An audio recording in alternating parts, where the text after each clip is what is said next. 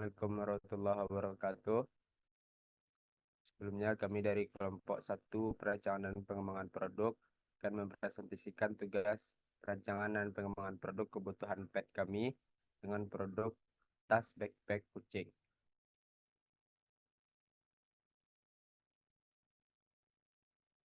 Anggota kelompok yaitu ada Atika Amatullah dengan NIM 2110932033, Safira Azahra dengan NIM 2110933001, Rian Rahmat Noval dengan NIM 2110933002, Anissa Yulizar dengan NIM 2110933010, dan saya sendiri Gufron Maulana dengan NIM 2110937001.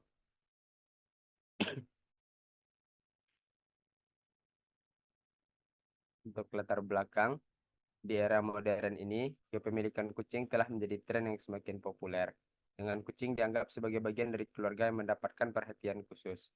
Peningkatan kepemilikan kucing ini mendorong permintaan akan berbagai produk untuk kesejahteraan dan kenyamanan kucing, termasuk tas kucing. Pasar perlengkapan hewan peliharaan, terutama kucing, menunjukkan pertumbuhan signifikan. Berdasarkan data dari American Pet Products Association, pengeluaran untuk perlengkapan hewan peliharaan mencapai miliaran dolar setiap tahunnya, termasuk di Indonesia.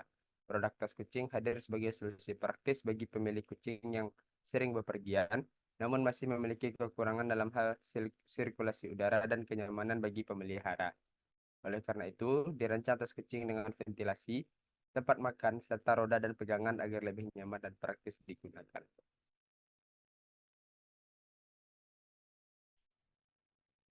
Vision Statement. Vision Statement deskripsi yang menggambarkan aspirasi atau visi jangka panjang dari perusahaan atau tim pengembangan produk. Visi ini melukiskan gambaran masa depan yang diinginkan, tujuan akhir, atau dampak yang ingin dicapai melalui produk tersebut. Pernyataan visi biasanya bersifat inspirasional dan mencerminkan harapan atau impian perusahaan dalam menciptakan dampak positif di masyarakat atau industri tertentu. Visi ini memberikan arahan umum dan tujuan jangka panjang yang ingin dicapai. Selanjutnya, mission statement. Mission statement ini deskripsi yang menjelaskan tujuan utama perusahaan atau tim pengembangan produk serta alasan keberadaannya. Pernyataan ini menyoroti tugas inti atau fokus utama perusahaan dan memberikan panduan tentang apa yang ingin dicapai dalam jangka pendek. Pernyataan misi harus spesifik, berfokus, dan mencakup nilai-nilai perusahaan serta keunggulan kompetitifnya.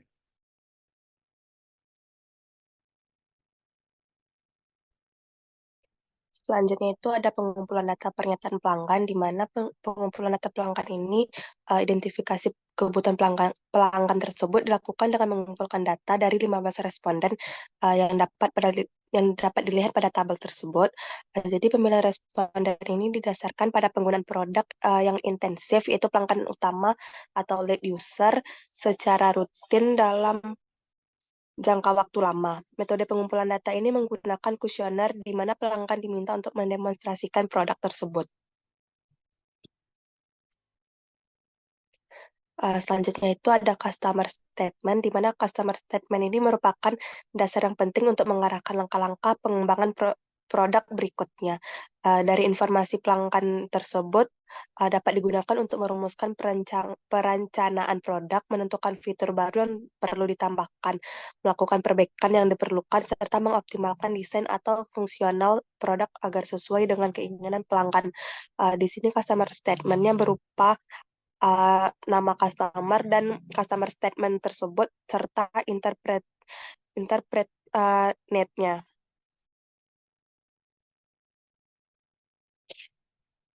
Selanjutnya itu ada customer needs. Jadi berdasarkan perolehan hasil kuesioner tersebut, didapatkan customer statement-nya itu berupa data yang ditafsirkan menjadi parameter teknis yang dapat dilakukan untuk membuat QFD nantinya. Penafsiran customer needs hasil responden tersebut dapat dilihat pada tabel di sini, di mana terdapat kebutuhan konsumen dan juga parameter teknisnya seperti sirkulasi udara. Di sini parameter teknisnya itu berupa desain produk memiliki ventilasi atau jalur udara yang baik. Selanjutnya ada susunan kebutuhan dalam hierarki, di mana hierarki customer needs ini merupakan sebuah konsep yang digunakan dalam bidang pemasaran dan pengembangan produk untuk mengidentifikasi dan memprioritaskan kebutuhan konsumen. Hierarki customer needs ini membantu perusahaan memahami kebutuhan dan preferensi konsumen secara lebih baik sehingga mereka dapat mengembangkan produk atau layanan yang memenuhi kebutuhan konsumen dengan lebih baik. Di sini terdapat 3 simbol kebutuhan dalam hierarki. Yang pertama itu ada bintang 2, itu merupakan kebutuhan primer, dan bintang 1 itu kebutuhan sekunder, dan tanda seru itu berupa kebutuhan laten.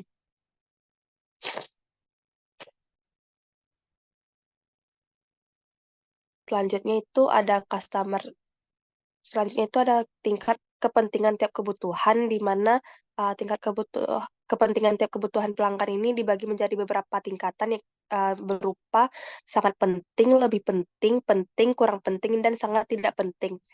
Di sini dapat dilihat dari 15 responden itu klasifikasi antara customer statement tadi dapat dikelompokkan apa-apa saja menjadi penting, tidak penting, dan sangat penting atau sangat tidak penting.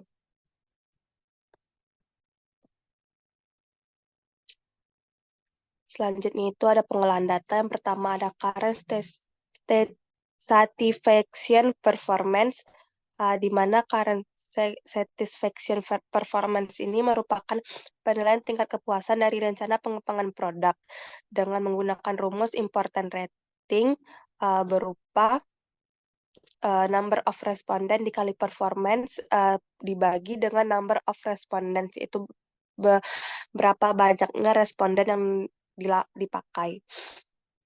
Di sini dapat dilihat skor dari important ratingnya.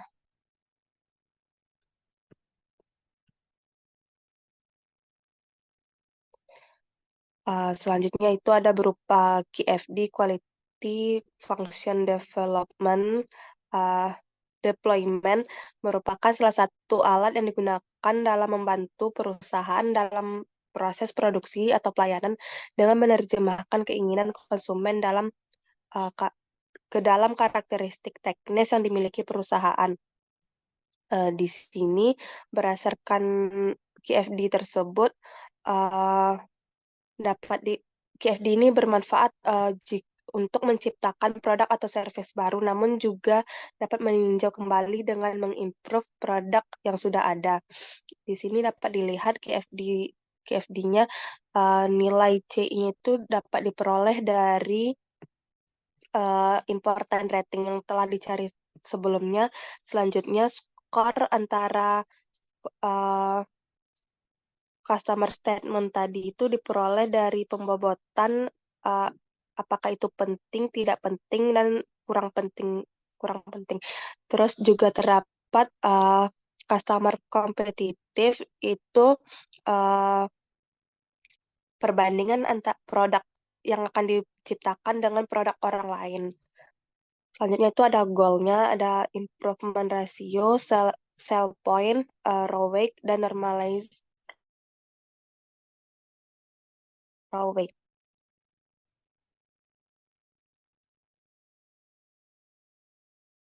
Selanjutnya arsitektur produk. Yang pertama itu ada spesifikasi target. Klasifikasi masalahnya yaitu hasil wawancara menunjukkan beberapa masalah yang dihadapi pemilik kucing terkait tas angkut yang ada di pasaran. Masalah utamanya yaitu sirkulasi udara yang tidak memadai menyebabkan kucing merasa panas dan sesak. Selain itu, konsumen mengeluhkan harga yang kurang terjangkau, berat tas, dan desain yang tidak ergonomis serta tidak praktis. Tas yang berat membuat pemilik cepat lelah sehingga diperlukan banyak bahan yang ringan namun kuat. Ukuran tas yang besar dan tidak memiliki pegangan nyaman serta desain yang tidak menarik juga menjadi perhatian. Konsumen menginginkan tas yang mudah dibersihkan, tahan lama, dan memiliki fitur tambahan seperti kantong penyimpanan dan penutup hujan. Ukuran tas yang tidak dapat disesuaikan dengan ukuran kucing juga menjadi masalah karena kucing memerlukan ruang yang cukup untuk bergerak dan merasa nyaman. Dengan mengidentifikasi masalah-masalah ini, pengembangan tas angkut kucing yang baru dapat difokuskan untuk mengatasi keluhan konsumen dan menghasilkan produk yang memenuhi kebutuhan serta preferensi pelanggan dengan tetap mendukung tujuan bisnis perusahaan dalam menghadirkan produk yang berkualitas tinggi, yang inovatif dan kompetitif di pasar. Selanjutnya itu ada pencarian eksternal. Pencarian eksternal melalui wawancara konsumen mengidentifikasi beberapa solusi untuk masalah tas angkut kucing. Pertama, produk harus memiliki ventilasi yang memadai untuk sirkulasi udara optimal, menjaga kucing tetap nyaman. Tas harus ringan agar tidak melelahkan pemilik saat dibawa. Praktis digunakan dengan eh, bu- bukan besar dan resleting berkualitas tinggi. Pegangan harus kuat dan nyaman untuk penggunaan jangka panjang.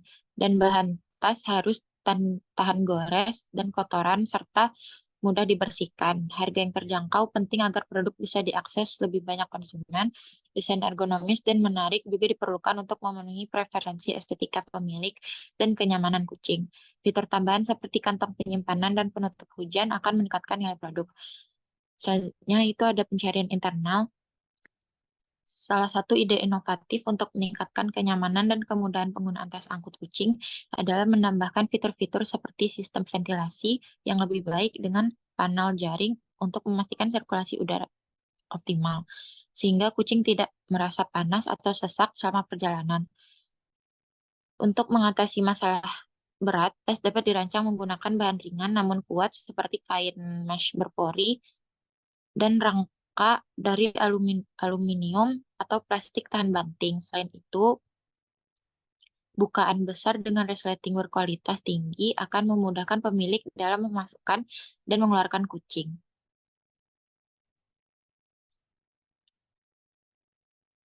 Selanjutnya ada reflect on the process. Proses pengembangan tas angkut kucing dengan sirkulasi udara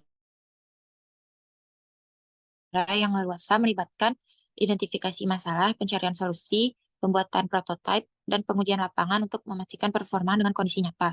Evaluasi proses menekankan pentingnya iterasi dan umpan balik, serta menunjukkan perlunya penyesuaian sebelum produksi massal.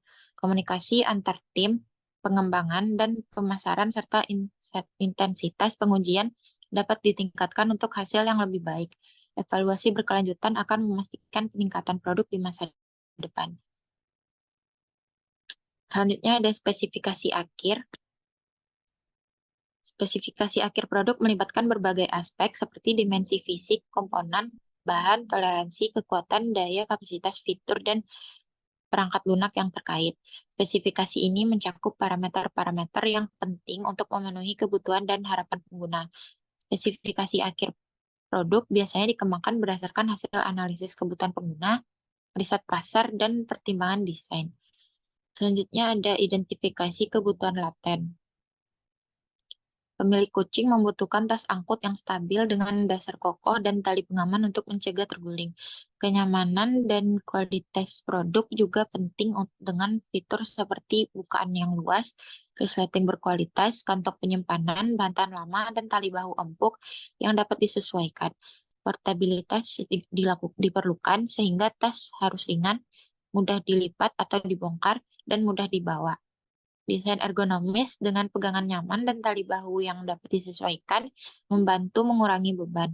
Ketersediaan suku cadang yang mudah dan terjangkau juga penting untuk mengurangi biaya jangka panjang dan memberikan rasa nyaman.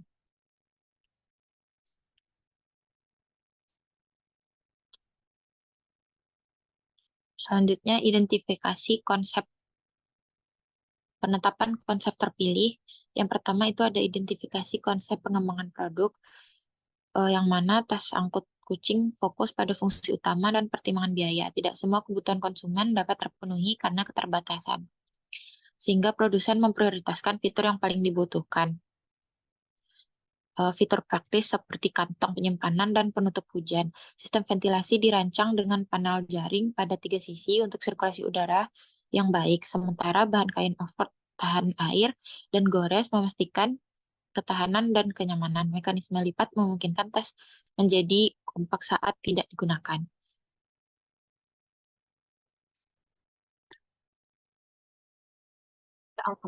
Sih. Di sini kami menggunakan 3 alternatif solusi, yaitu ada pet carrier, ada tes pastoral di kucing, dan tes kontrol kucing. Masing-masing produk tes kucing ini memiliki keunggulan dan kekurangannya masing.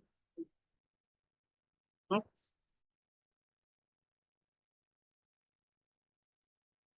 Ini ada pemilihan konsep subsistem teknik. Pemilihan konsep produk merupakan proses pemilihan ide produk yang paling cocok untuk dikembangkan menjadi produk yang langkah-langkah dalam pemilihan produk itu meliputi beberapa hal sebagai berikut. Yang pertama ada pasar, jadi dengan melakukan riset pasar untuk mengetahui kebutuhan dan preferensi konsumen dan potensi permintaan produk.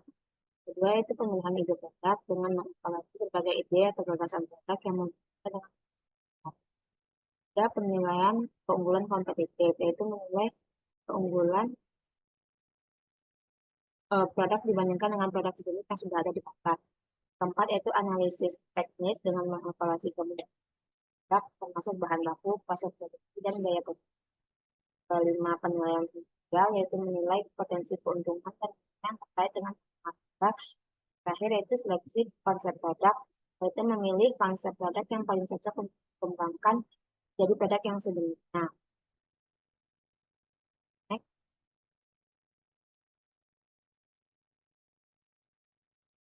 Selanjutnya itu ada penyaringan konsep.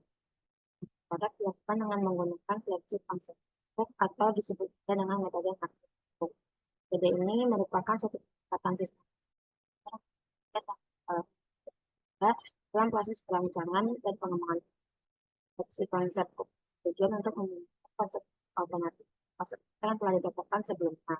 Metode ini membantu dalam mengidentifikasi keunggulan dan kekurangan dan membantu dalam memilih konsep baik yang paling memenuhi yang telah didapatkan.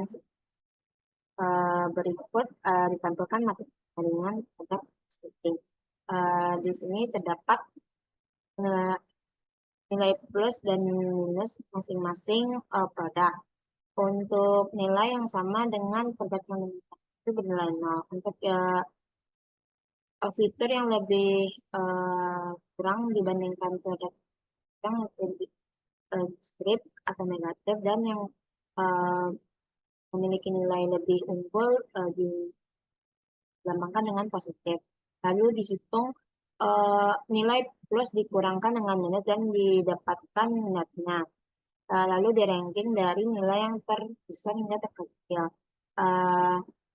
Untuk ranking tertinggi itu dilanjutkan untuk memilih produknya, dan untuk net rank paling kecil itu adalah konsep yang tidak terpilih. Di sini yang terpilih itu adalah ransel kucing dan troli kucing. Jadi kami akan menggabungkan dua konsep ini untuk kelas kucing. Selanjutnya itu ada penilaian konsep.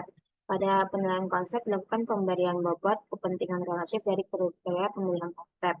Setiap alternatif konsep ditentukan berdasarkan rating terbobot alternatif konsep berdasarkan kriteria penilaian. Berikut ditampilkan matriks penilaian konsep. Di sini terdapat seleksi kriteria dan persentase setiap kriteria itu. Lalu diberikan rating untuk masing-masing produk, dan rating itu dikalikan dengan persentase setiap kriteria dan didapatkan weighted score-nya. Lalu dijumlahkan hingga didapatkan total score dan di-ranking dari total score tertinggi hingga terendah. Di sini didapatkan ransel troli itu yang akan di next. Selanjutnya ada industrial design product costing. Dalam konteks prospek dikatakan perancangan estetika, fungsionalitas, dan pengalaman pengguna yang optimal untuk pengalaman pengguna dilakukan dengan mempertimbangkan beberapa hal, diantaranya yaitu kemudahan penggunaan, kemudahan perbaikan, dan keamanan. Desain ergonomis dan konsep desain. Untuk kemudahan penggunaan, tas kucing ini dilengkapi dengan roda yang memudahkan pengguna apabila kelelahan saat menggunakan. Lalu kemudahan perbaikan. Tas kucing ini dapat diperbaiki apabila terjadi kerusakan. Kerusakan yang terjadi bisa diatasi dengan menggunakan beberapa peralatan yang ada. Tas kucing juga ada keamanannya. Itu tas kucing aman digunakan karena bahan dan material yang digunakan tahan lama, mudah dibersihkan, dan tidak mudah pecah. Desain ergonomis, tas kucing memiliki desain ergonomis yang memberikan kenyamanan untuk pengguna dan juga kucing. Tas kucing didesain dengan tali yang nyaman, dengan bantalan baku, dan panjang tali yang disesuaikan. Interior tas kucing juga memiliki ventilasi yang cukup, tempat tidur yang empuk, dan ruangan yang cukup. Dan untuk konsep desainnya, tas kucing juga memperhatikan estetika dan fungsionalitas, seperti warna dan model yang menarik. Kucing juga praktis dan mudah digunakan dan dilengkapi fitur-fitur untuk next. Berikut merupakan desain prototipe atas ponsel kucing yang kami desain. Ditunjukkan oleh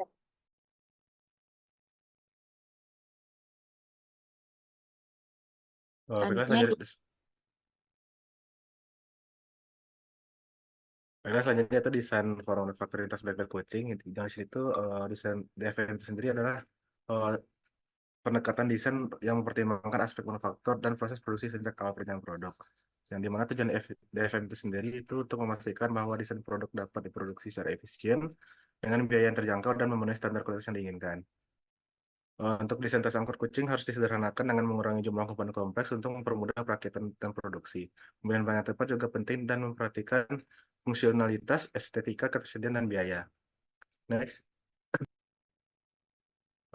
Baiklah, selanjutnya yaitu desain environment produk tas backpack kucing. Yaitu DFE merupakan suatu konsep perancangan produk yang mempertimbangkan aspek lingkungan pada semua langkah pengembangan produk, yaitu langkah produksi, proses manufaktur, proses perakitan, dan setelah produk habis masa pakainya. Adapun tahap dari DFE itu yang pertama yaitu penggunaan material daur ulang, merupakan langkah penting dalam desain tas backpack kucing berbasis lingkungan. Bahan utama yang digunakan adalah plastik daur ulang yang kuat dan tahan lama. Yang kedua itu proses manufaktur menggunakan sistem hemat energi dengan menggunakan mesin produksi yang hemat energi dan melakukan monitoring konsumsi energi secara berkala untuk memastikan efisiensi. Yang ketiga yaitu proses pengembangan menerapkan analisa dampak lingkungan dengan melakukan analisa dampak lingkungan life cycle assessment untuk memahami dan meminimalisir dampak negatif dari setiap tahap produksi. Next.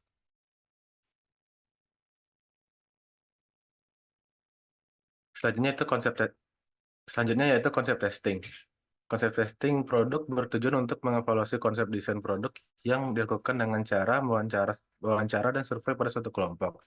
Hal ini dilakukan sebelum produk memasuki pengembangan lebih lanjut.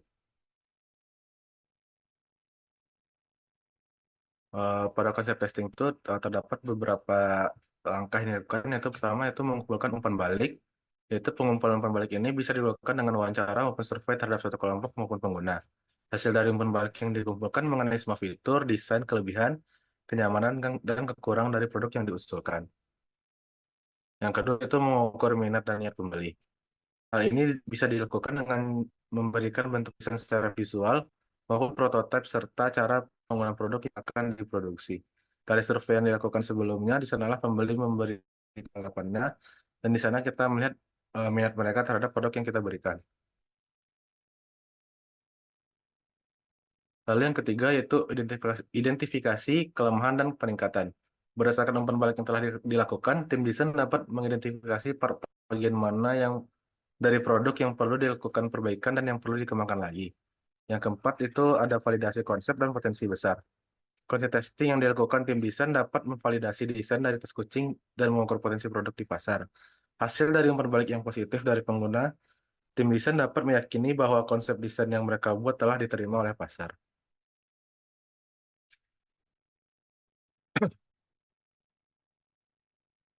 Lalu untuk yang terakhir itu pengembangan lebih lanjut. Umpan balik yang dikumpulkan berfungsi sebagai alasan untuk mengubah dan mengembangkan desain dan fitur yang diusulkan. Berikan pemahaman yang lebih baik mengenai pandangan pengguna dan pasar sehingga tim desain dapat menghasilkan desain yang sesuai dengan harapan pengguna.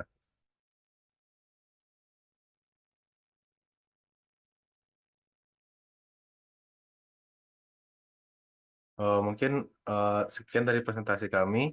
Dikembalikan kepada moderator.